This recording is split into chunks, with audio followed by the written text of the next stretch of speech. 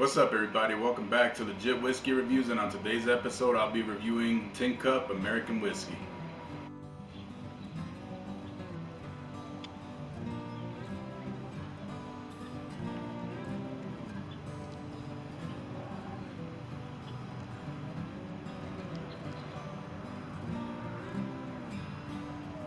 Tincup comes out of Denver, Colorado. It's actually an MGP product. For those of you that are not familiar with MGP sources a lot of whiskey. They're from, it comes out of Indiana.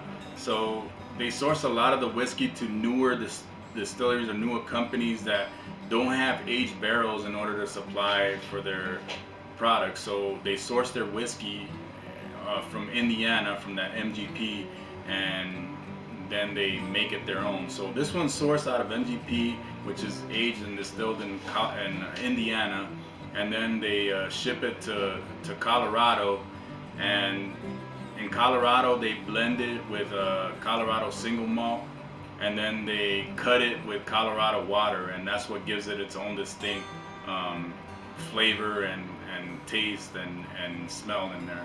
So it's named Tincup, obviously, because of the tin cup, which I think is a pretty cool thing, and it's also named Tincup in paying homage to the early pioneers that settled in Colorado and drank their whiskey out of the tin cups. So that's the reason it's named. They named it Tincup. So this one here, I'm not too sure on the mash bill on it, but I think it's 64% corn, 32% rye, and 4% malted barley. So it's a pretty high rye content. It's not a rye whiskey. I believe for it to be a rye whiskey, it has to be at least 50 or 51% rye, and don't quote me on that, but I think that's what it is. So it is a higher rye mash bill on it though. So let's get into the nose of this. And by the way, this is the coolest part of this whiskey here, which they did a good job on this because it'll sell the whiskey. A lot of people see this in the on the shelf, and they'll pick it up just because they see the cool tin cup. I mean, there's not many bottles that have the tin cup on it, so I think that's cool. That's a good job on their part.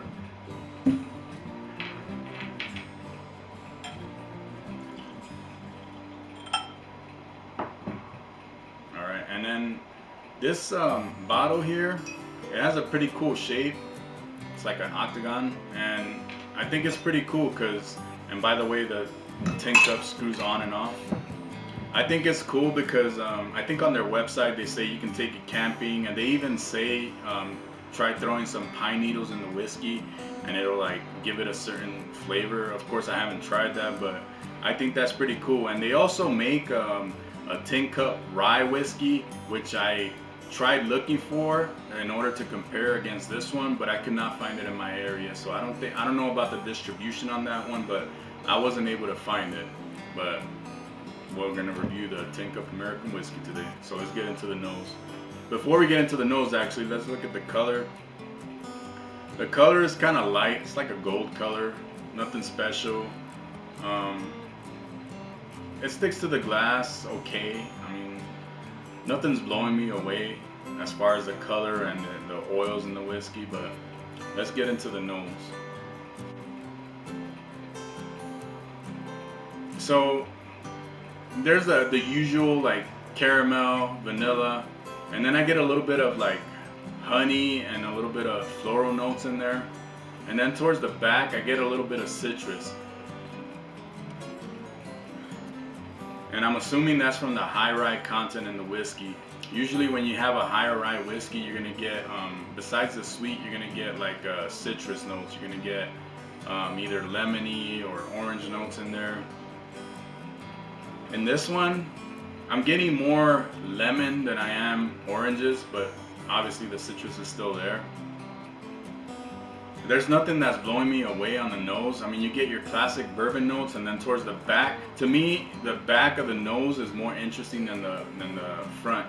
The front is pretty sweet, but it's nothing like that I can't get out of any other whiskeys. But let's get into the palate and see what we get out of this.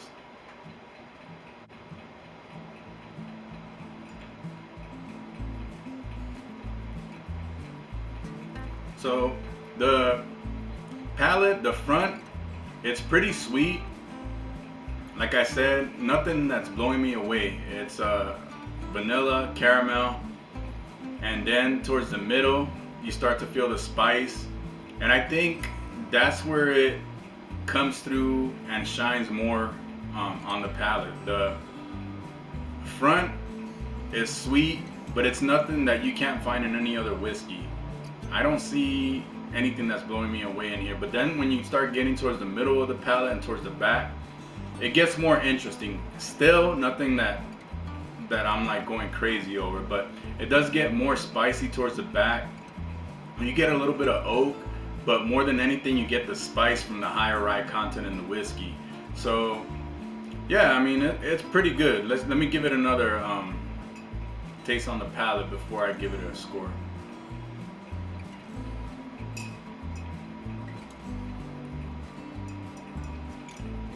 Yeah, there's nothing really that's like blowing me away on this whiskey.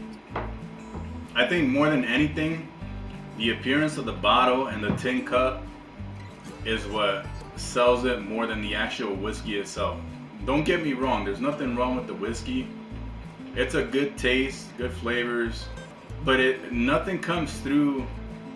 It's pretty thin. Nothing comes through that shines through and that'll like blow you away. Nothing's memorable in here. I do like the spice from the rye. I do like the it's more the pepper and the spice towards the back. Nothing in the front blows you away. So as far as the score on this, I'm gonna give it an 85. It's just nothing really comes through and nothing really like blows me away in order for me to give it a higher score. I really wish I could have found the Tincup rye, because from what I hear, it's better than just the American whiskey. But obviously I couldn't find it, so I can't compare it to this one. But yeah, I mean it's a decent whiskey, nothing that blows you away. It retails for about, I think, like $30, but I mean it's a cool bottle, it's a cool design, but it's really nothing that if you don't buy it, you're not really missing anything. But I really would like to try the Tincup rye.